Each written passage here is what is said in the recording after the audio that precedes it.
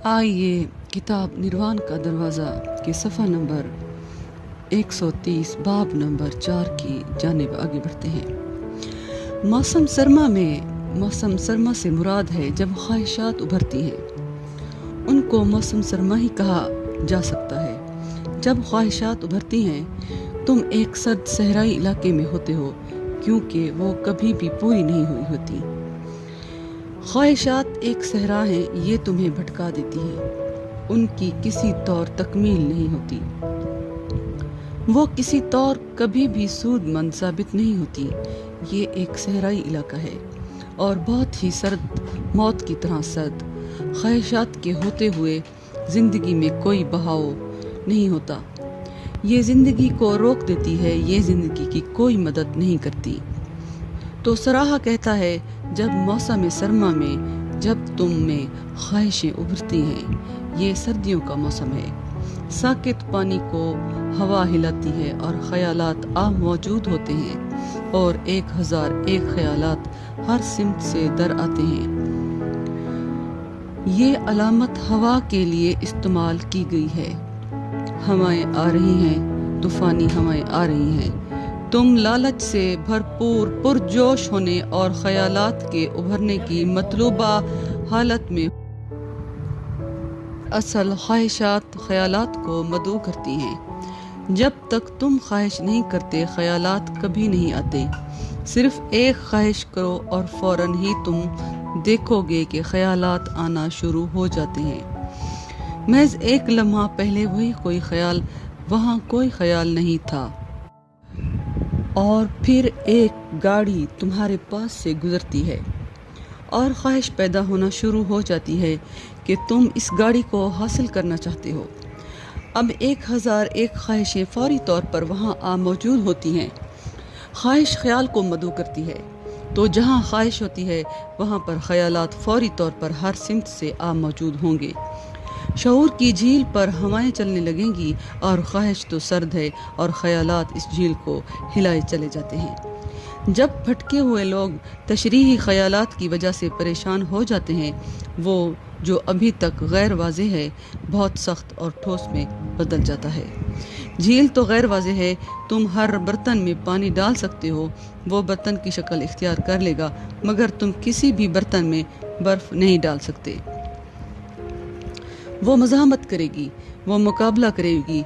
और मेरे पास 2 किस्म के लोग आते हैं। एक जो पानी की तरह आता है, वो आसानी से बहुत मासूमियत से बचकाना तौर पर अपने आप को मेरे सुपुर्द कर देता है। वो मज़ाहमत नहीं करता, काम फौरी तौर पर शुरू हो जाता है। वक्त ज़ाया करने की कोई ज़रूरत नहीं। फिर कोई ज़बरदस्त मज़ाहमत करने वाला डरा हुआ अपने आप को महफूज बनाते हुए ज़रा बख्तर पहने हुए आ जाता है, तो वो बर्फ़ की मानद होता है। उसको सयाल में तब्दील करना बहुत मुश्किल होता है। वो अपने आप को सयाल में तब्दील करने की हर कोशिश से लड़ता है। उसको अपनी शनाख्त के खो जाने का डर होता है। वो अपने ठोसपन को खो देगा, ये सच है, मगर शनाख्त को नहीं। हाँ, वो अपनी उस शनाख्त को खो देगा जो ठोसपन में है, ताहम वो ठोसपन सिवाय परेशानी के और कुछ भी नहीं लाता। जब तुम ठोस होते हो तो तुम एक मुर्दा पत्थर की मानद होते हो। तुम में से कुछ भी उग नहीं सकता, तुम में बहाव भी नहीं होता। जब तुम बहाव में होते हो तुम में रस होता है। जब तुम बहाव में होते हो तुम में तवानाई होती है। जब तुम बहाव में होते हो तुम में हर की कुव्वत होती है। जब तुम बहाव में होते हो तुम तख्लीकी होते हो। जब तुम बहाव में होते हो तो तुम खुदा का हिस्सा होते हो। जब तुम मुंजमिद हो जाते हो तो तुम इस अजीम बहाव का हिस्सा नहीं रहते, तुम इस अजीम समंदर का हिस्सा नहीं रहते। तुम एक छोटा सा मुंजमिद मुर्दा जजीरा बन जाते हो।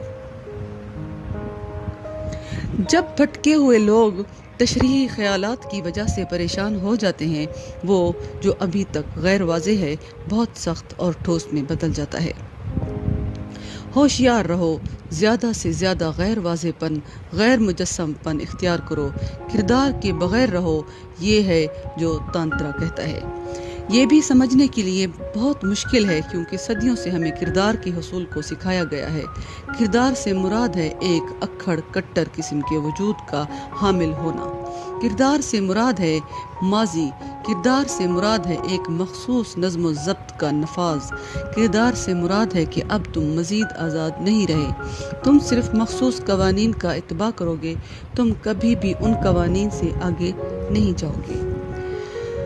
تم میں ایک ٹھوس پن ہے، با کردار آدمی ایک ٹھوس آدمی ہوتا ہے۔ تانترا کہتا ہے کہ کردار کو تیاگ دو، سیال بنو، زیادہ رواں پل پل جیو۔ اس کا مطلب غیر ذمہ داری نہیں، اس کا مطلب ہے زیادہ ذمہ داری، کیونکہ اس کا مطلب ہے زیادہ آگاہی۔ جب تم ایک کردار کے تحت جیتے ہو تو تمہیں آگاہی کی ضرورت نہیں پڑتی۔ کردار ہر چیز کا خیال رکھتا ہے۔ جب تم ایک کردار کے تحت جیتے ہو تو تم آسانی سے سو سکتے ہو، بیدار ہونے کی کوئی ضرورت نہیں۔ کردار ایک میکینیکل صورت میں اپنا کام جاری رکھتا ہے، مگر جب تمہارا کوئی کردار نہیں ہوتا، جب تمہارے گرد کوئی سخت ٹھوس ڈھانچہ نہیں ہوتا تو تم ہر پل چوکنا رہنا ہے۔ ہر پل تمہیں دیکھنا ہے کہ تم کیا کر رہے ہو، ہر پل تمہیں ایک نئی صورتحال کا جواب دینے کے لیے تیار رہنا ہے۔ با کردار آدمی ایک مرا ہوا آدمی ہوتا ہے، اس کے پاس ماضی ہوتا ہے لیکن مستقبل نہیں ہوتا۔ آدمی جس کا کوئی کردار نہیں ہوتا، اور میں یہ لفظ اس حوالے سے استعمال نہیں کر رہا جیسا تم اسے کسی کے لیے استعمال کرتے ہو کہ فلاں بد کردار ہے۔ جب تم وہ لفظ بد کردار استعمال کرتے ہو تو تم اسے صحیح طور پر استعمال نہیں کر رہے ہوتے، کیونکہ جس کسی کو بھی تم بد کردار کہتے ہو وہ حامل کردار ہوتا ہے، خواہ وہ معاشرے کے خلاف ہی ہوتا ہے، مگر وہ حامل کردار ہوتا ہے۔ تم اس پر انحصار کر سکتے ہو۔ ایک سنت صوفی کا بھی کردار ہوتا ہے اور ایسے ہی ایک گناہ گار کا بھی، دونوں حامل کردار ہوتے ہیں۔ تم گناہ گار کو بد کردار کہتے ہو کیونکہ تم اس کے کردار کی مذمت کرنا چاہتے ہو، بصورت دیگر وہ بھی حامل کردار ہوتا ہے۔ تم اس پر بھی انحصار کرتے ہو، اس کو موقع دو اور وہ چوری کرے گا، وہ حامل کردار ہے۔ اس کو موقع دو تو وہ لازماً چوری کرے گا، اس کو موقع دو اور وہ کچھ نہ کچھ غلط ضرور کرے گا، وہ حامل کردار ہے۔ جس پل وہ جیل سے باہر آتا ہے وہ سوچنا شروع کر دیتا ہے اب کیا کرنا ہے، پھر اسے جیل میں ڈالا جاتا ہے، پھر وہ باہر آ جاتا ہے۔ کسی جیل نے کبھی بھی کسی کی اصلاح نہیں کی۔ کسی شخص کو جیل میں ڈالنا، کسی شخص کو قید کرنا اس کو پہلے سے بھی زیادہ چالاک، ہوشیار بنا دیتا ہے، اور بس ہو سکتا ہے وہ پھر آسانی سے تمہارے قابو نہ آ سکے۔ تاہم اس کے علاوہ اور کچھ بھی نہیں، تم صرف اسے زیادہ چالاک بنا دیتے ہو، تاہم وہ حامل کردار ہوتا ہے۔ کیا تم دیکھ نہیں سکتے ایک شرابی بھی حامل کردار ہوتا ہے، اور ایک بہت ضدی کردار، 1001 بار وہ دوبارہ شراب نہ پینے کا سوچتا ہے اور پھر سے کردار جیت جاتا ہے اور وہ شکست کھا جاتا ہے۔ سنت اور گناہ گار دونوں ہی حامل کردار ہوتے ہیں۔ بد کرداری سے تانترا کی مراد ہے کہ کردار سے آزادی۔ ایک سنت کا کردار اور ایک گناہ گار کا کردار دونوں ہی تمہیں پتھروں میں اور برف کی طرح ٹھوس بنا دیتے ہیں۔ تمہارے پاس کوئی آزادی نہیں ہوتی، تم آسانی سے حرکت نہیں کر سکتے۔ اگر ایک نئی صورتحال پیدا ہو جائے تو تم اس کا جواب نئے طریقے سے نہیں دے سکتے۔ تم حامل کردار ہو، تم نئے طریقے سے جواب کیسے دے سکتے ہو؟ تمہیں پرانے طرز پر ہی جواب دینا ہے، پرانا جانا بوجھا اچھی طرح سے مشق کیا ہوا۔ تم اس میں ماہر ہو، کردار ایک عذر بن جاتا ہے، تم جینا نہیں چاہتے۔ تانترا کہتا ہے کہ بد کردار بنو، کردار کے بغیر رہو، بد کرداریت آزادی ہے۔ سراہا بادشاہ سے کہہ رہا تھا، جناب میں بد کردار ہوں، آپ مجھے میرے اسی اسکالر ہونے کے ٹھوس پن میں واپس لے جانا چاہتے ہیں۔ ایک درباری پنڈت، آپ مجھے میرے ماضی میں واپس دھکیلنا چاہتے ہیں۔ میں اس سب کو تیاگ چکا ہوں، میں ایک بد کردار شخص ہوں۔ مجھے دیکھو، اب میں کسی قانون کا اتباع نہیں کرتا، میں اپنی آگاہی کا اتباع کرتا ہوں۔ مجھے دیکھو، میں کسی نظم و ضبط کا حامل نہیں، میں صرف اپنے شعور کا حامل ہوں۔ میری واحد پناہ گاہ میرا شعور ہے، میں اس سے باہر رہتا ہوں، میں کسی ضمیر کا حامل نہیں ہوں، میرا شعور ہی میری پناہ گاہ ہے۔ ضمیر کردار ہے اور ضمیر معاشرے کی ایک چال ہے۔ معاشرے نے تم میں ضمیر پیدا کیا ہے تاکہ تمہیں کسی شعور کی ضرورت ہی نہ رہے۔ اس نے ایک لمبے عرصے سے تمہیں مخصوص قوانین کا پابند بنا رکھا ہے۔ اگر تم ان کا اتباع کرو تو یہ تمہیں انعام دیتا ہے، اگر تم ان کا اتباع نہ کرو تو یہ تمہیں سزا دیتا ہے۔ یہ تمہیں ایک روبوٹ بنا دیتا ہے۔ ایک بار جب تم میں ضمیر کا میکینزم بنا لیتا ہے تو یہ تم سے آزاد ہو جاتا ہے۔ تب تم پر اعتماد کیا جا سکتا ہے، تم زندگی بھر کے لیے اس کے غلام رہو گے۔ اس نے تم میں اسی طرح ضمیر رکھ دیا ہے جیسے ڈیلگاڈو نے تم میں ایک الیکٹروڈ رکھ دیا ہو۔ یہ ایک مہین الیکٹروڈ ہے مگر اس نے تمہیں ہلاک کر دیا ہے۔ تم اب بہاؤ نہیں رہے، تحریک نہیں رہے۔ سراہا نے بادشاہ سے کہا، جناب میں ایک غیر مجسم ہوں، میں تمام سانچوں کو تیاگ چکا ہوں، میں ہر قسم کی شناخت کو تیاگ چکا ہوں، میں لمحہ موجود میں جیتا ہوں۔ اپنی بنیادی حیت میں ذہن نہایت پاکیزہ ہے، وہ کبھی سنسار یا نروان کی ناپاکیوں کے کارن آلودہ نہیں ہو سکتا۔ کیچڑ کی گہرائی میں ایک قیمتی ہیرا نہیں چمکے گا اگرچہ وہ روشنی کا حامل ہو۔ سراہا کہتا ہے ذہن پاکیزہ ہوتا ہے جب ذہن میں خیالات نہ ہوں۔ یہ تب ہوتا ہے جب ذہن خالص شعور ہوتا ہے، جب ذہن بغیر لہروں کے ایک ساکت جھیل کی مانند ہوتا ہے اور اس میں کسی قسم کے کوئی تشریحی خیالات نہیں ہوتے، کوئی تجزیاتی خیالات نہیں ہوتے، جب ذہن فلسفیانہ محقق نہیں بلکہ صرف ذہن ہوتا ہے۔ تانترا کہتا ہے چلنا ہے تو چلو، بیٹھنا ہے تو بیٹھو، ہونا ہے تو ہو، بنا سوچے جیو۔ زندگی کو اپنے میں سے بنا کسی خیال کی رکاوٹ کے بہنے دو، زندگی کو اپنے میں سے بنا کسی خوف کے بہنے دو۔ ڈرنے کی کوئی بات نہیں، تمہارے پاس کھونے کو کچھ بھی نہیں ہے۔ ڈرنے کی کوئی بات نہیں کیونکہ موت صرف وہی لے جائے گی جو جنم نے تمہیں دیا تھا اور یہ وہ حالت میں لے جائے گی، اس لیے ڈرنے کی کوئی بات نہیں۔ اپنی بنیادی حیت میں ذہن نہایت پاکیزہ ہے، وہ کبھی سنسار یا نروان کی ناپاکیوں کے کارن آلودہ نہیں ہو سکتا۔ اور سراہا کہتا ہے تمہارا خیال ہے کہ میں ناپاک ہو چکا ہوں، اس لیے تم مجھے پاک لوگوں کی دنیا میں لے جانے کے لیے میری مدد کو آئے ہو۔ میں اس وقت اپنے ذہن کی انتہائی پاکیزہ حالت میں ہوں۔ میں اب مزید ٹھوس برف نہیں رہا۔ اب مجھے کوئی چیز بھی آلودہ نہیں کر سکتی کیونکہ کوئی خیال بھی مجھ میں لہریں نہیں پیدا کر سکتا، میری کوئی خواہش نہیں۔ اسی لیے اس نے ایک زبردست بات کہی، وہ کہتا ہے سنسار یا نروان کی ناپاکیوں کے کارن آلودہ نہیں، یہ ناممکن ہے۔ مجھے تو نروان بھی آلودہ نہیں کر سکتا تو سنسار کے بارے کیا کہنا۔ یہ تیر بنانے والی عورت مجھے آلودہ نہیں کر سکتی، نہ ہی شمشان گھاٹ مجھے آلودہ کر سکتا ہے، نہ ہی میری یہ پاگلانہ حرکات مجھے آلودہ کر سکتی ہیں۔ مجھے کچھ بھی آلودہ نہیں کر سکتا، میں آلودگی سے ورا ہوں۔ میں اس حالت میں نہیں ہوں جہاں پر کہ آلودگی ممکن ہو سکتی ہے، یہاں تک کہ نروان بھی مجھے آلودہ نہیں کر سکتا۔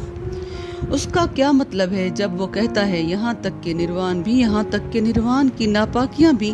سراہا کہہ رہا ہے میں دنیا کی خواہش نہیں رکھتا یہاں تک کہ میں نروان کی خواہش بھی نہیں رکھتا۔ خواہش کا رکھنا ہی ناپاک ہونا ہے۔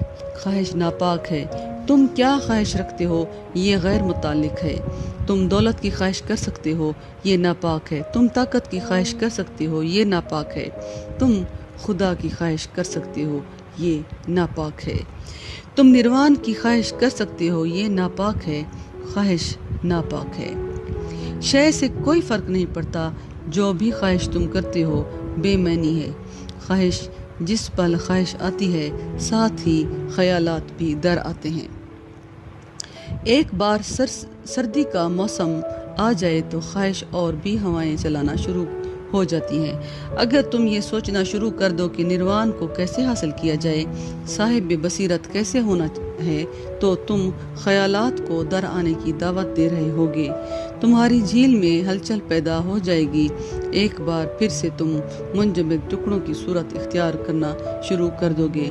تم ٹھوس تیروں کی مانند مردہ ہو جاؤ گے، تم بہاؤ کو کھو دو گے، اور بہاؤ ہی تو زندگی ہے، اور بہاؤ ہی تو خدا ہے، اور بہاؤ ہی تو نروان ہے۔ لہٰذا سراہا کہتا ہے مجھے کچھ بھی آلودہ نہیں کر سکتا، میرے بارے فکر مت کرو، میں اپنے مقصود تک پہنچ چکا ہوں، میں اپنا مقصود حاصل کر چکا ہوں جہاں پر کہ نجاست ممکن نہیں ہے۔ کیچڑ کی گہرائی میں ایک قیمتی ہیرا نہیں چمکے گا گرچہ وہ روشنی کا حامل ہو۔ تم مجھے کیچڑ میں پھینک سکتے ہو، گندے کیچڑ میں، تاہم اب گندا کیچڑ بھی مجھے آلودہ نہیں کر سکتا۔ میں ایک قیمتی ہیرے کا مقام حاصل کر چکا ہوں، میں اب ایک قیمتی ہیرا بن چکا ہوں، میں جان چکا ہوں کہ میں کون ہوں۔ اب تم اس ہیرے کو کسی بھی کیچڑ میں، کسی بھی گندگی میں پھینک سکتے ہو سکتا ہے کیچڑ کی وجہ سے اس کی چمک میں کمی واقع ہو جائے، تاہم وہ اپنی قیمت نہیں کھو سکتا۔ وہ اب بھی روشنی کا حامل ہوگا، وہ اب بھی وہی قیمتی ہیرا ہوگا۔ ایک پل ایسا بھی آتا ہے جب تم اپنے اندر جھانکتے ہو اور تم ماورائی شعور کا نظارہ کرتے ہو، تب کچھ بھی تمہیں آلودہ نہیں کر سکتا۔ سچائی کوئی تجربہ نہیں ہے، سچائی تو ایک تجربیت ہے۔ سچائی کا مقصود آگاہی نہیں ہے، سچ آگاہی ہے۔ سچ خارج میں نہیں ہے، سچ تمہاری داخلیت ہے۔ سچ ایک مادی حالت ہے۔ اگر سچ ایک شے کی طرح ہوتا تو تم اسے حاصل کر سکتے یا کھو سکتے، لیکن اگر سچ تم ہو تو تم اسے کیوں کر کھو سکتے ہو؟ ایک بار تم نے جان لیا، اسے جان لیا تو تم نے جان لیا، پھر وہاں کوئی واپسی نہیں۔ اگر سچ کوئی تجربہ ہوتا تو یہ آلودہ ہو سکتا تھا، تاہم سچ ایک تجربیت ہے۔ یہ تمہارا باطنی شعور ہے، یہ تم ہو، یہ تمہاری ہستی۔ علم تاریکی میں نہیں چمکتا، مگر جب تاریکی منور ہو جاتی ہے تو تاریکی فوراً ختم ہو جاتی ہے۔ سراہا کہتا ہے علم تاریکی میں نہیں چمکتا۔ ذہن کی تاریکی، ایک منظم ہستی کی تاریکی، انا کی تاریکی، خیالات کی تاریکی، 1001 خیالات ایک آکٹوپس کی طرح جو تم اپنے گرد پیدا کیے چلے جاتے ہو۔ اس کی تاریکی، اس تاریکی کی وجہ سے کہ تم اپنے گرد پیدا کیے چلے جاتے ہو، تمہارا باطنی ہیرا چمکنے نہیں پاتا۔ بصورت دیگر تو وہ روشنی کا ایک چراغ ہے۔ ایک بار تم اپنے گرد یہ سیاہی پیدا کرنی بند کر دو، یہ جو سیاہ بادل تمہیں گھیرے ہوئے ہیں، تم پھر وہاں روشنی ہی روشنی ہے اور تاریکی فوراً ختم ہو جاتی ہے۔ یہ تانترا کا پیغام ہے، آزادی کا ایک عظیم پیغام۔ دوسرے مذاہب کہتے ہیں تمہیں انتظار کرنا ہوگا، عیسائیت کہتی ہے، اسلام کہتا ہے، یہودیت کہتی ہے تمہیں یوم حشر تک انتظار کرنا ہوگا، جبکہ سب کا حساب کیا جائے گا۔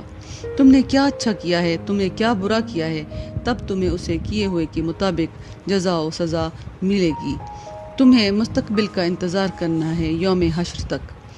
ہندو، جین اور دوسرے کہتے ہیں کہ تمہیں اپنے برے اعمال کو اچھے اعمال کے ساتھ متوازن رکھنا ہے، برے کرموں کو تیاگنا ہوگا اور اچھے کرموں کو اپنانا ہوگا۔ تمہیں اس کے لیے بھی انتظار کرنا ہوگا، اس میں وقت لگے گا۔ لاکھوں جنموں سے تم لاکھوں کام کیے چلے جا رہے ہو، اچھی اور بری اس کو حل کرنے کو، اس کو متوازن رکھنے کو، یہ ناممکن ہوتا چلا جا رہا ہے۔ عیسائی، یہودی اور اسلامی یوم حشر آسان ہے، کم از کم جو کچھ بھی تم نے کیا ہے تمہیں اس سب کا تو حساب نہیں دینا پڑے گا، خدا اس کو دیکھ لے گا، وہ فیصلہ کرے گا، یہ اس کا مسئلہ ہے۔ مگر جین مت اور ہندو مت کہتی ہے کہ تمہیں اپنے برے کرموں میں دیکھنا ہے، بروں کو تیاگ دو، ان کو اچھے کرموں سے بدل دو۔ ایسا دکھائی دیتا ہے کہ اس کو بھی لاکھوں جنم لگیں گے۔ تانترا آزادی دلاتا ہے۔ تانترا کہتا ہے کہ تاریکی فوراً ختم ہو جاتی ہے جس پل تم اپنے باطن میں دیکھتے ہو، باطنی وین کا ایک ہی پل اور تاریکی ختم، کیونکہ اصلاً تاریکی تو کبھی موجود ہی نہیں تھی، یہ تو ایک برا خواب تھا، یہ اس لیے نہیں تھا کہ تم نے برے کرم کیے ہیں، اس وجہ سے تم تکلیف میں ہو۔ تانترا کہتا ہے کہ تم تکلیف میں ہو کیونکہ تم خواب میں ہو، تم نے کچھ بھی نہیں کیا، نہ اچھا نہ برا۔ یہ جو بہت خوبصورت ہے، تانترا کہتا ہے تم نے کچھ بھی نہیں کیا، خدا کرنے والا ہے، کل ہستی کرنے والی ہے، تم کیوں کر کچھ بھی کر سکتے ہو۔ اگر تم ایک سنت صوفی ہوتے تو یہ اس کی مرضی تھی، اگر تم ایک گنہگار ہوتے تو یہ اس کی مرضی تھی۔ تم نے تو کچھ بھی نہیں کیا، تم کر بھی کیسے سکتے ہو؟ تم اس سے الگ تو نہیں ہو، تم کر بھی کیسے سکتے ہو؟ تمہاری اپنی کوئی الگ مرضی تو ہے نہیں، یہ تو اسی کی مرضی ہے، یہ تو کائنات کی مرضی ہے۔ لہٰذا تانترا کہتا ہے کہ تم نے کچھ بھی اچھا یا برا نہیں کیا، بس اتنا ہے کہ اس کو صرف دیکھنے کی ضرورت ہے، تمہیں اپنے باطنی شعور کو دیکھنا ہے۔ یہ پاکیزہ ہے، ازلی پاکیزہ، سنسار، سمرا یا نروان کی طرف سے بھی غیر آلودہ۔ ایک بار تم نے اپنے شعور کے اس وین کو دیکھ لیا تو تمام تکلیف فوری طور پر ختم ہو جائے گی، اس میں ایک سیکنڈ بھی نہیں لگے گا۔ ٹہنیاں بیج سے نمو پاتی ہیں اور پتے ٹہنیوں سے، اور پھر چیزیں تبدیل ہونا شروع ہو جاتی ہیں، تب بیج ٹوٹ جاتا ہے۔ تانترا کہتا ہے بند بیج انا ہے، ٹوٹا ہوا بیج بے انا ہونا ہے۔ تم بیج کو مٹی میں ڈالتے ہو، یہ اس وقت تک نہیں اگتا جب تک کہ وہ ختم نہ ہو جائے، جب تک کہ یہ ٹوٹے نہ مرے نہ۔ انا ایک انڈے کی طرح ہے، اس کے عقب میں نمو کا امکان پوشیدہ ہے۔ بیج ایک بار ٹوٹ جائے تو بے انا ہو جاتا ہے۔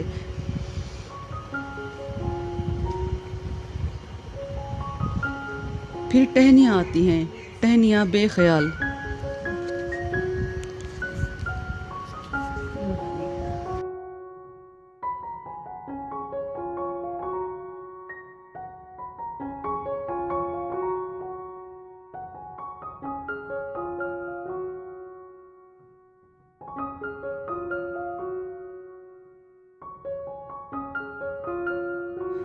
آئیے کتاب نروان کا دروازہ کے باب نمبر 5 صفحہ نمبر 143 کی جانب بڑھتے ہیں۔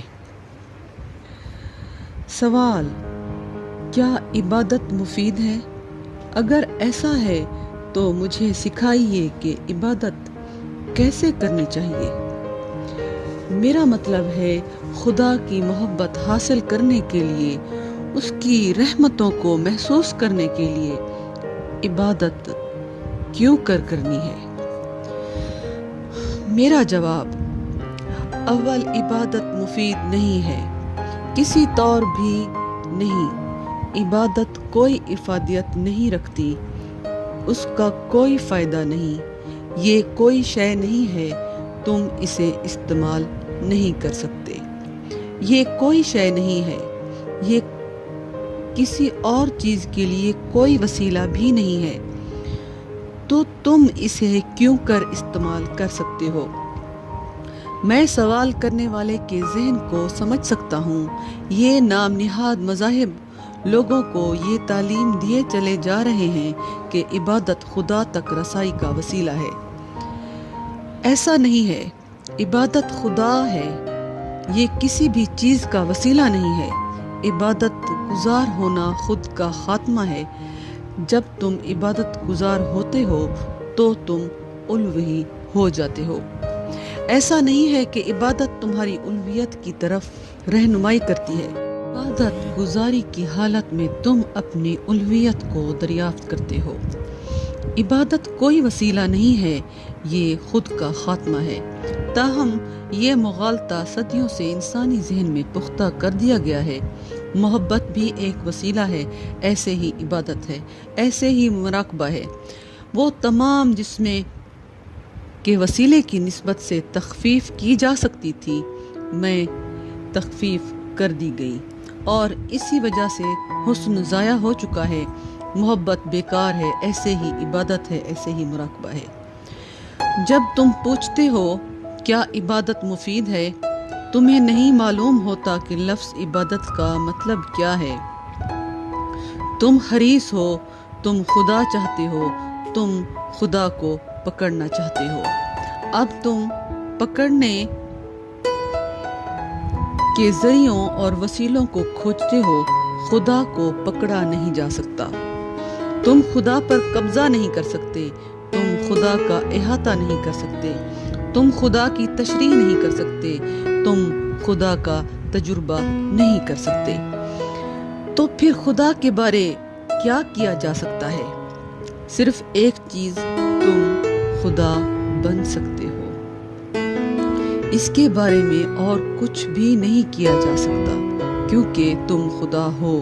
اس کو تسلیم کرو یا نہ، اس کا احساس کرو یا نہ، لیکن تم خدا ہو، اور صرف وہی کیا جا سکتا ہے جو کہ پہلے سے ہی کیا جا چکا ہے، صرف وہی کیا جا سکتا ہے جو کہ پہلے سے ہی ہو چکا ہے، اس میں نیا کچھ بھی اضافہ نہیں کیا جا سکتا سوائے الہام کے، سوائے دریافت کے۔ تو پہلی بات، عبادت کی کوئی افادیت نہیں ہے۔ جس پل تم عبادت کو استعمال کرتے ہو تو تم اسے بدصورت بنا دیتے ہو۔ عبادت کو استعمال کرنا یہ ایک بے ادبی ہے، اور جس کسی نے بھی تم سے عبادت کو استعمال کرنے کا کہا ہے وہ نہ صرف یہ کہ لا دینی ہے بلکہ مذہب مخالف ہے۔ وہ نہیں جانتا کہ وہ کیا کہہ رہا ہے، وہ بکواس کر رہا ہے۔ عبادت گزار بنو، اس لیے نہیں کہ اس میں کچھ افادیت ہے بلکہ اس لیے کہ یہ ایک خوشی ہے۔ عبادت گزار بنو اس لیے نہیں کہ اس کے توسط سے تم کہیں پہنچ پاؤ گے بلکہ اس کے توسط سے تم ہو، اس کے توسط سے تم ہونا شروع کرتے ہو، اس کے توسط سے تم موجود ہو، اس کے بغیر تم غیر موجود ہو۔ یہ مستقبل کا کوئی مقصد نہیں ہے، یہ اس حضوری کی دریافت ہے جو کہ پہلے سے ہی یہاں موجود ہے۔ یہ معاملہ تو پہلے سے ہی ہے۔ اشیاء کو ان کے درجات میں مت سوچو، ورنہ عبادت معاشیات کا ایک جز بن جائے گی، نہ کہ مذہب کا جز۔ اگر یہ ایک وسیلہ ہے تو پھر یہ معاشیات کا جز ہے۔ تمام وسائل معاشیات کا جز ہیں، نتائج معاشیات سے ماورا ہوتے ہیں۔ مذہب کا تعلق نتیجے سے ہوتا ہے، نہ کہ وسیلے سے۔ مذہب کا کسی مقام تک پہنچنے سے قطعاً کوئی تعلق نہیں ہوتا۔ مذہب کا تعلق صرف ایک ہی چیز سے ہوتا ہے، یہ جاننا کہ ہم کہاں ہیں۔ اس پل کو بطور جشن منانا عبادت ہے، لمحہ موجود میں ہونا عبادت ہے، ان پرندوں کو سننا عبادت ہے، اپنے گرد لوگوں کی موجودگی کا احساس عبادت ہے، کسی درخت کو پیار سے چھونا عبادت ہے، ایک بچے کو انتہائی احترام کے ساتھ زندگی کو محترم مانتے ہوئے دیکھنا عبادت ہے۔ تو پہلی بات، مت پوچھو کیا عبادت مفید ہے؟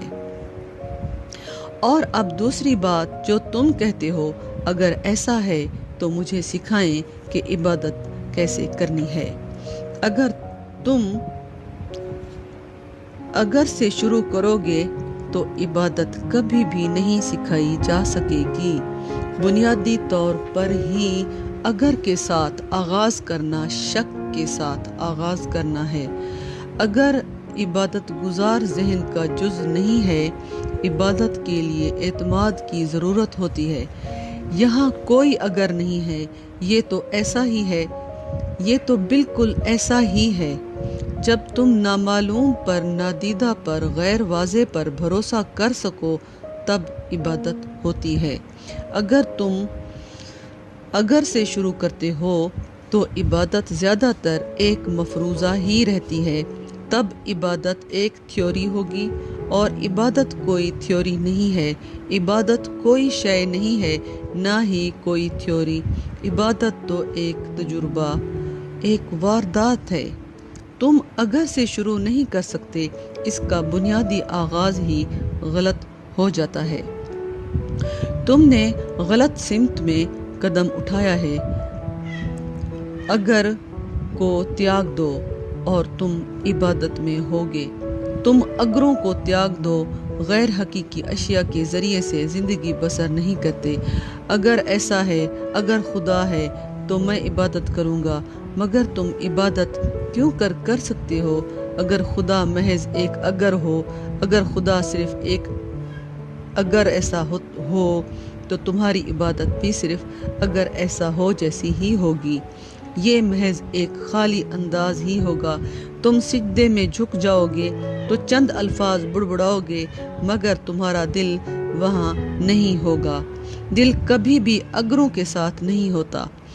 سائنس اگروں کے ذریعے سے کام کرتی ہے، مذاہب اگروں کے ذریعے سے کام نہیں کرتے۔ تم پوچھ رہے ہو اگر محبت ہے تو مجھے محبت سکھائیں۔ اگر محبت ہے تو پھر تمہارے دل میں کسی قسم کی ہلچل نہیں ہوتی، پھر بہار ابھی نہیں آئی اور اس ہوا نے ابھی تک تمہیں نہیں چھوا جسے محبت کہتے ہیں۔ تم نے ضرور کسی اور کو محبت کے بارے میں بات کرتے سنا ہوگا، تم نے ضرور کسی کتاب میں پڑھا ہوگا، تم ضرور عشقیہ اشعار پڑھ رہے ہوگے۔ لفظ محبت یوں ہی تمہارے پاس آیا ہے، تاہم تمہیں محبت کے ایک پل کا بھی تجربہ نہیں ہوا، اس لیے تم نے پوچھا اگر محبت ہے تو ہمیں سکھائیں، تاہم اگر کے ساتھ محبت نہیں سکھائی جا سکتی۔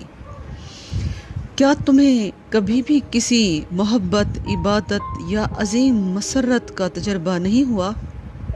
میرا کبھی بھی اس طرح کے غریب انسان سے پالا نہیں پڑا۔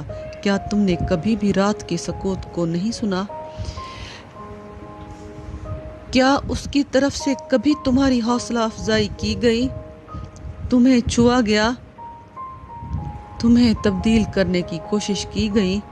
کیا تم نے کبھی افق پر سورج کو طلوع ہوتے دیکھا ہے؟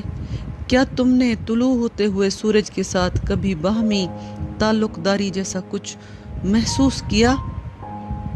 نہیں۔ کیا تم نے اپنے ہر طرف سے امڑتی ہوئی زندگی کو محسوس نہیں کیا، خواہ ایک پل کے لیے ہی؟ کیا تم نے کبھی کسی انسان کا ہاتھ نہیں پکڑا کہ تمہیں اپنے میں سے اس میں سے کچھ بہنا شروع ہوا ہو، اور اس سے کیا تمہیں کبھی ایسا تجربہ ہوا ہے جب دو انسانوں کے بیچ کی خالی جگہ ایک دوسرے میں مدغم ہوتے ہوئے ایک دوسرے میں بہتی ہیں؟ کیا تم نے کبھی گلاب کا پھول نہیں دیکھا اور نہ ہی اس کی خوشبو سونگھی ہے، اور اچانک تمہیں ایک دوسری دنیا میں منتقل کر دیا جاتا ہے؟ یہاں عبادت کے لمحات ہیں، اگر سے مت شروع کرو، اپنی زندگی کے ان تمام لمحات کو جمع کر لو جو خوبصورت تھے۔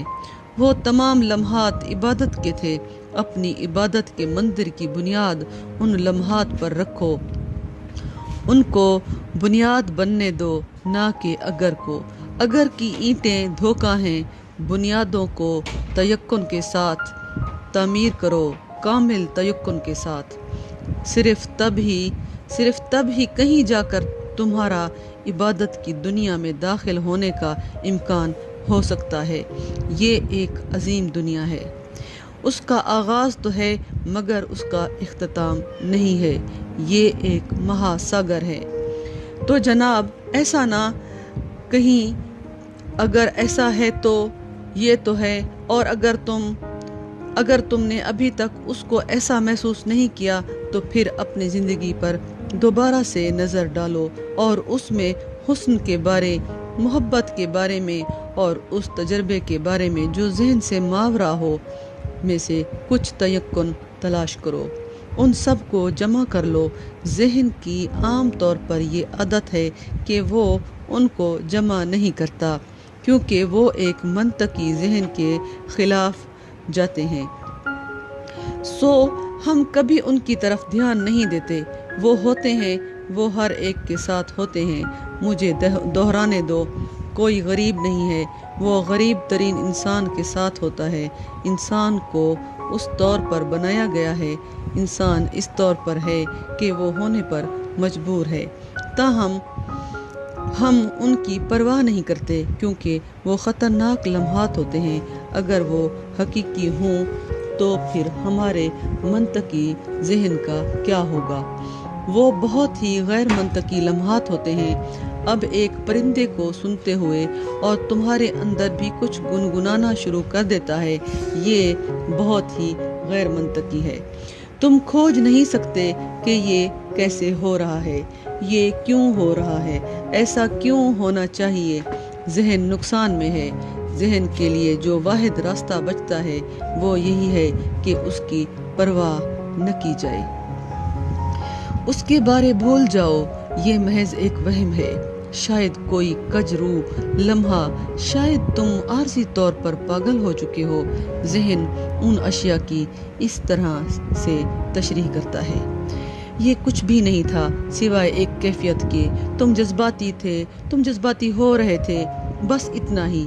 اس میں کوئی بھی مستند تجربہ نہیں تھا۔ یہ انکار کرنے کا ایک طریقہ ہے۔ ایک بار تم انکار کرنا شروع کر دیتے ہو، پھر تمہارے پاس ایسا کچھ بھی نہیں ہوتا جس پر کہ تم اپنی عبادت کی بنیاد رکھ سکو۔ لہذا سوال اگر ایسا ہے تو میری پہلی تجویز ہے کہ اپنی زندگی میں جاؤ، ان تمام لمحات کو یاد کرو۔ تم ضرور ایک چھوٹے بچے بھی ہوگے، ساحل سمندر پر گھونگے جمع کرتے اور سورج تم پر اپنی کرنیں نچھاور کر رہا تھا اور ہوا نمکین اور تیز تھی اور تم بہت خوش تھے۔ کوئی بادشاہ بھی کبھی اتنا خوش نہیں ہوا۔ تم تقریباً دنیا کی چوٹی پر تھے، تم ایک شہنشاہ تھے۔ یاد کرو، یہی صحیح اینٹ ہے بنیاد رکھنے کے لیے۔ تم تتلی کے پیچھے بھاگتے ایک چھوٹے بچے تھے، وہ تھا عبادت کا پل۔ پہلی بار تم کسی مرد یا عورت کی محبت میں گرفتار ہوئے اور تمہارے دل میں ایک ہلچل پیدا ہوئی اور تم نے ایک نئے طور سے خواب دیکھنا شروع کیا، وہ تھا عبادت کا پل۔ تمہاری اولین محبت، تمہاری اولین دوستی۔ اپنی ماضی سے کسی بھی چیز کے بارے چند ایقان فراہم کرو جو کہ ذہن سے برا ہوں، جن کے ذہن تشریح نہ کر سکے، جن کی کہ ذہن جراحت نہ کر سکے، جو ذہن میں صرف وجدانی ماورائے عقل ہوں۔ ان وجدانی لمحات کو جمع کر لو، خواہ چند ہی ہوں۔ وہ اپنا کام کریں گے، مگر وہاں کوئی اگر نہیں ہوگا تو تم تیقن کے ساتھ آگے بڑھتے ہو۔ پھر یہ کوئی مفروضہ نہیں ہوتا، پھر اعتماد ہوتا ہے۔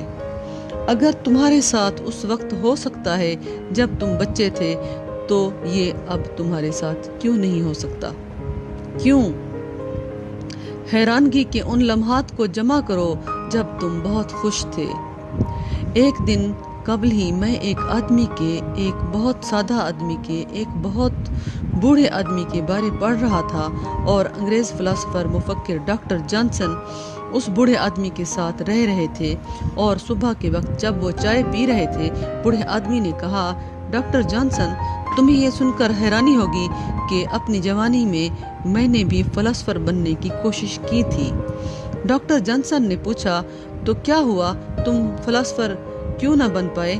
آدمی نے کہکا لگایا اور اس نے کہا، تاہم خوشی بار بار میری زندگی میں در آتی تھی، خوشی، اور اس خوشی کی وجہ سے میں فلاسفر نہیں بن پایا۔ بار بار میں نے اس کو دبانے کی بہت کوشش کی۔ مجھے وہ جواب پسند آیا، خوشی کے وہ لمحات ہی عبادت کے لمحات ہیں۔ ایک فلاسفر عبادت نہیں کر سکتا، ایک مفکر عبادت نہیں کر سکتا، کیونکہ تمام سوچ بچار اگر سے شروع ہوتی ہیں، تمام سوچ بچار شک سے شروع ہوتی ہیں، اور عبادت اعتماد یقین کے ساتھ شروع ہوتی ہے۔ اس لیے یسوع کہتے ہیں، صرف وہی جو چھوٹے بچوں کی مانند ہیں، صرف وہی میرے خدا کی مملکت میں داخل ہونے کے اہل ہوں گے۔ وہ جن کی آنکھیں حیرت سے لبریز ہوتی ہیں، جن کے لیے ہر لمحہ حیرت ہوتا ہے، وہ جن کے دل ابھی تک خوشی کے لیے واہ ہیں، صرف وہی۔ تو پہلے اگر کو تیاگ دو اور تھوڑا تیقن جمع کرو۔ یہی عبادت کا پہلا سبق ہے۔ دوسری بات، تم کہتے ہو، مجھے سکھائیں کہ عبادت کیسے کرنی ہے۔ یہاں کوئی کیسے نہیں، عبادت کوئی طریقہ کار نہیں ہے۔ مراقبہ سکھایا جا سکتا ہے، یہ ایک طریقہ کار ہے، یہ ایک اسلوب ہے۔ عبادت کوئی اسلوب نہیں ہے، یہ ایک مشق ہے۔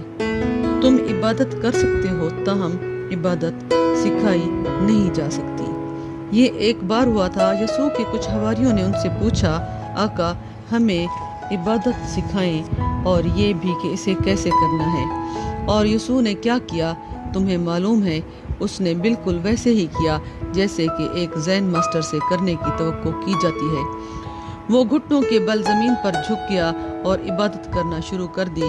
وہ حیران رہ گئے، انہوں نے دیکھا، انہوں نے لازماً اپنے کندھے اچکائے ہوں گے کہ ہم نے تو اسے سکھانے کا کہا تھا، اور وہ کیا کر رہا ہے۔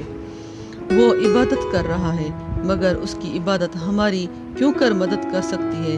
بعد ازاں انہوں نے اس بارے میں پوچھا اور یسوع سے کہا، لیکن طریقہ تو صرف یہی ہے، اس کے علاوہ اور کوئی طریقہ کار نہیں ہے۔ یسوع نے عبادت کی، تم اور کیا کر سکتے ہو؟ اگر وہ تھوڑا زیادہ ہوشیار ہوتے تو وہ یسوع کے پہلو میں خاموشی سے اس کا ہاتھ یا اس کے لبادے کو تھام کر بیٹھ جاتے۔ اعلیٰ ترین سے رابطے کے لیے تو وہاں کچھ ہو جاتا۔ میں تمہیں عبادت کرنا نہیں سکھا سکتا، تاہم میں عبادت ہوں، اور مجھے اپنے گھٹنوں کے بل جھک کر عبادت کرنے کی کوئی ضرورت نہیں ہے۔ میں عبادت ہوں۔ تمہیں بس میرے وجود کو، میری موجودگی کو اپنے میں جذب کرنا ہے، پھر تم جتنا چاہو مجھے پی سکتے ہو، اور اس سے تم سیکھو گے کہ عبادت کیا ہے۔ ہر صبح میں تمہیں سکھاتا ہوں کہ عبادت کیا ہے۔ ہر لمحے جب تم میرے پاس آتے ہو تو میں تمہیں سکھاتا ہوں کہ عبادت کیا ہے۔ میں عبادت میں ہوں، تمہیں بس اپنے کو تھوڑا کھلا رکھنا ہے، تمہیں بس اپنے دروازے کھلے رکھنے ہیں، میری ہوا کو اپنے میں سے گزرنے دو۔ یہ ایک تعفن ہے، عبادت ایک تعفن ہے۔ میں تمہیں نہیں سکھا سکتا کہ عبادت کیسے کرنی ہے، مگر میں تمہیں عبادت گزار بنا سکتا ہوں۔ میری موجودگی سے زیادہ ہم آہنگی حاصل کرو، اور ان سوالوں کو اپنے ذہن میں مت رکھو، کیونکہ وہ رکاوٹ بن جائیں گے۔ ذرا سی کمزوری دکھاؤ اور یہ ہو جائے گا۔ ایک دن تم اچانک دیکھو گے کہ تمہارا دل گا رہا ہے اور کوئی چیز تمہارے اندر رقصاں ہے، کوئی نئی توانائی، جیسے ایک تاریک رات میں اچانک روشنی کی ایک شعاع تمہارے وجود میں داخل ہو گئی ہو۔ یہ عبادت ہے، تم اسے کر نہیں سکتے، تم صرف اس کو ہونے کی اجازت دے سکتے ہو۔ مراقبہ کیا جا سکتا ہے، عبادت نہیں کی جا سکتی۔ اس طرح سے مراقبہ زیادہ سائنسی ہے، یہ سکھایا جا سکتا ہے، مگر عبادت تو بالکل ہی غیر سائنسی ہے، یہ تو دل کا معاملہ ہے۔ مجھے محسوس کرو اور تم عبادت محسوس کرو گے، مجھے چھوؤ اور تم عبادت کو چھوؤ گے، مجھے سنو اور تم وہ الفاظ سنو گے جو عبادت سے لبریز ہیں، اور پھر کئی بار خاموش بیٹھے ایک مکالمہ ہونے دو، ہستی کے ساتھ مکالمہ، اور پھر کئی بار خاموش بیٹھے ایک مکالمہ ہونے دو، ہستی کے ساتھ مکالمہ۔ تم ہستی کو خدا یا باپ یا ماں بھی کہہ سکتے ہو، سب ٹھیک ہے، تاہم کسی بھی رسم کو مت دہراؤ، عیسائی عبادت کو مت دہراؤ اور ہندو عبادت کو مت دہراؤ، گایتری منتر کو مت دہراؤ اور ناموکار کو مت دہراؤ، کوئی بھی منتر مت دہراؤ، ہندوستانی، تبتی، چینی مت دہراؤ، اپنا منتر خود تخلیق کرو، طوطا مت بنو۔ کیا تم خدا کو اپنے طور پر کچھ نہیں کہہ سکتے؟ اور اس کی ریہرسل مت کرو، اس کے لیے تیاری مت کرو۔ کیا تم خدا کا سامنا یوں نہیں کر سکتے جیسے ایک معصوم بچہ اپنے ماں یا باپ کا سامنا کرتا ہے؟ کیا تم اس سے کچھ نہیں کہہ سکتے؟ کیا تم اسے ہیلو نہیں کہہ سکتے؟ عبادت کو ہونے دو، اس کے لیے تیاری مت کرو۔ تیاری والی عبادت جھوٹی عبادت ہے، اور دہرائی جانے والی عبادت تو محض ایک میکینک کی عمل ہے۔ تم عیسائی عبادت کو دہرا سکتے ہو، تم نے اسے رٹ رکھا ہے، اس پر تمہیں مجبور کیا گیا ہے، تم اسے رات میں دہراتے ہو، سو سکتے ہو، تاہم یہ تمہیں کسی قسم کی کوئی آگاہی نہیں دے گی، کیونکہ یہ ایک رد عمل کے طور پر نہیں کیا گیا ہے۔ میں نے ایک عظیم ریاضی دان کے بارے میں سنا ہوا ہے جو ہر رات ایک لفظی عبادت کرتا تھا۔ وہ آسمان کی طرف دیکھتا اور کہتا، ٹھیک اسی طرح اذن ہر روز گزرے ہوئے کل کی طرح دہرانے میں کیا نکتہ ہے؟ ایک ہی عبادت کو روز بروز دہرانے سے تم کر ہی کیا سکتے ہو؟ ٹھیک اسی طرح اذن کہنا بھی بہتر ہے۔ خدا کو ہر روز وہی کچھ دہرا کر پریشان کیوں کرنا؟ اگر تمہارے پاس کچھ کہنے کو ہے تو کہو، اگر تمہارے پاس کہنے کو کچھ نہیں تو یہی کہہ دو کہ میرے پاس آج کہنے کو کچھ نہیں ہے، یا خاموش رہو، کچھ بھی کہنے کی ہی کیا ضرورت ہے؟ تاہم کم از کم اپنے اور کل کے بیچ سچے تو رہو، سچ کو وہاں رہنے دو، یہ ہے عبادت۔ اپنے دل کو کھلا رکھو۔ میں نے سنا ہے موسیٰ ایک جنگل میں سے گزر رہے تھے اور ان کا ایک آدمی سے سامنا ہوا، ایک گڈریا، ایک غریب آدمی، ایک گندا غریب آدمی، کپڑوں کی جگہ چیتھڑوں میں ملبوس، اور وہ عبادت کر رہا تھا۔ وہ عبادت کا وقت تھا اور وہ عبادت کر رہا تھا۔ موسیٰ نے متجسس ہو کر اس کے پیچھے کھڑے ہو کر اسے سنا اور اس کو یقین نہیں آیا کہ وہ کس قسم کی عبادت تھی، کیونکہ وہ کہہ رہا تھا، خدایا جب میں مر جاؤں مجھے اپنی جنت میں لے جانا، میں تمہارا خیال رکھوں گا، اگر تمہیں جوئیں پڑی ہوں گی تو میں انہیں نکال لوں گا۔ اور وہ جوئیں اپنے اتنے یقین کے ساتھ کہہ رہا تھا، اگر تمہیں جوئیں پڑی ہوں گی تو میں انہیں نکالوں گا، میں تمہیں اچھی طرح سے نہلاؤں گا اور میں تمہارے لیے کھانا پکاؤں گا اور میں واقعی اچھی چیزیں پکاؤں گا اور میں تمہاری بھیڑوں کا خیال رکھوں گا اور میں تمہارے لیے ان کا دودھ نکالوں گا اور یہ اور وہ، اور میں اچھی مالش بھی کر سکتا ہوں۔ تو یہ کافی تھا، جب وہ جوؤں تک آیا تو یہ کافی تھا۔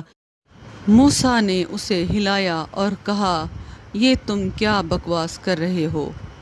تم جوؤں کو نکالو گے تو خدا کو جوئیں پڑی ہوئی ہیں؟ غریب آدمی پریشان ہو گیا۔ اس نے کہا، میں ٹھیک طرح سے نہیں جانتا کیونکہ میں نے کبھی اسے دیکھا نہیں، تاہم میں تو بس اتنا ہی جانتا ہوں جتنا کہ اپنے متعلق مجھے جوئیں پڑی ہوئی ہیں۔ موسیٰ نے کہا، ٹھہرو، اس طور کبھی عبادت نہیں کرنا، یہ بے ادبی ہے، تم جہنم میں جاؤ گے۔ آدمی نے کانپنا اور پسیجنا شروع کر دیا۔ اس نے کہا، لیکن یہ تو میں زندگی بھر سے کر رہا ہوں اور جو بھی میرے ذہن میں آتا ہے میں کہتا ہوں اور میں نہیں جانتا، آپ مجھے صحیح طریقہ سکھا دو۔ اور موسیٰ نے اسے عبادت کرنے کا صحیح طریقہ سکھایا اور غریب گڈریا اپنی بھیڑوں کے ساتھ وہاں سے چلا گیا۔ پھر اچانک خدا پورے جنگل پر گرجا اور خدا بہت غصے میں ہے۔ اس نے موسیٰ سے کہا، تم پاگل ہو، میں نے تمہیں دنیا میں بھیجا ہے کہ لوگوں کو میرے پاس لاؤ، اور تم میرے بندے کو مجھ سے دور ہٹا رہے ہو۔ ایک محبت کرنے والے کو وہ ایک محبت کرنے والا تھا، وہ ایک بہترین عبادت گزار تھا، اور تم نے اس کا دل توڑ دیا، تم نے اس کا بھروسہ توڑ دیا۔ تم جاؤ اور اس سے معذرت کرو اور اس سے اپنا طریقہ عبادت واپس لو۔ اور موسیٰ گئے اور اس گڈریے کے پاس اس کے پاؤں پڑ گئے اور کہا، مجھے معاف کر دو، مجھے معاف کر دو، میں غلط تھا، تم ٹھیک ہو، خدا نے تمہاری عبادت قبول کر لی ہے، میں اپنی عبادت واپس لیتا ہوں۔ اس کو بالکل ایسے ہی ہونا چاہیے، اپنی عبادت کو جاری رکھو، اس کو ہونے دو۔ ہاں، جب بھی تمہیں محسوس ہو کہ تم خدا سے گفتگو کرنا چاہتے ہو تو ان لمحات کا انتظار کرو اور ان کو ہر روز دہرانے کی کوئی ضرورت نہیں ہے۔ جب بھی محسوس ہو تو اس کو اپنے احساس سے باہر ہی رہنے دو، اس کو رسم مت بناؤ۔ کبھی کبھی نہاتے ہوئے شاور کے نیچے بیٹھے اور اچانک تمہیں عبادت کرنے کی خواہش ہو تو اس کو وہیں کر لو، یہ بالکل اچھا ہے، تمہارا غسل خانہ بالکل ٹھیک ہے، کسی چرچ جانے کی کوئی ضرورت نہیں۔ اس لمحے جب خواہش وہاں ہوتی ہے، تمہارا غسل خانہ ہی چرچ ہے، عبادت وہیں کر لو، تھوڑی بات چیت کرو اور تم حیران رہ جاؤ گے کہ یہ کتنا خوبصورت ہے۔ جب یہ دل میں سے نکلتی ہے تو سنی جاتی ہے، اس کا جواب بھی دیا جاتا ہے۔ کبھی کبھی اپنی عورت کے ساتھ محبت کرتے ہوئے اچانک عبادت کرنے کی خواہش پیدا ہوتی ہے، اسی لمحے عبادت کرو، تم اس سے بہتر لمحہ نہیں ڈھونڈ پا سکتے۔ تم خدا سے قریب ترین ہو، تم زندگی کی توانائی سے قریب ترین ہو۔ جب انزال تم پر برس رہا ہوتا ہے تو عبادت کرو، مگر ٹھہرو، اس کو رسم مت بناؤ، یہی تانترا کا کل رویہ ہے۔